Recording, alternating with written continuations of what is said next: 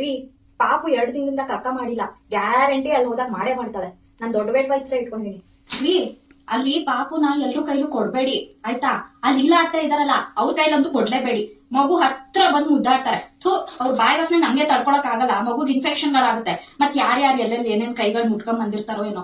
Infection allergy ಆದ್ರೆ ನಾನ್ ನೋಡ್ಕೋಬೇಕು. ಚೂಡಿದಾರ ಹಾಕೊಂಡ್ಬಿಡ್ಬೇಕಾಗಿತ್ತು ಅನ್ಸುತ್ತೆ. ಸೀರೆ ಉಟ್ಕೊಂಡು ಮಗುನ ಇಟ್ಕೊಂಡು ಆ ಡೈಪರ್ ಬ್ಯಾಗ್ ಇಟ್ಕೊಂಡು ಎಷ್ಟು ಅನ್ಕಂಫರ್ಟಬಲ್ ಗೊತ್ತಾ. ನಿಮ್ಮ ಅಮ್ಮಂಗೆ ಹೇಳಿದ್ರೆ ಸೀರೆನ ಉಟ್ಕೋ ಅಲ್ಲಿ ನಮ್ ಸಂಬಂಧಿಕರೆಲ್ಲ ಬಂದಿರ್ತಾರೆ ಅಂತ ಬಾಯ್ ಮಾಡ್ತಾರೆ. ಅರ್ಥನೇ ಮಾಡ್ಕೊಳಲ್ಲ ಒಬ್ರು ನನ್ನ ಈ ಮನೇಲಿ. ತಗೊಳ್ಳಿ ಇದನ್ನ ಬ್ಯಾಗ್ ಒಳಗಡೆ ಇಡಿ ನೀಟಾಗಿ.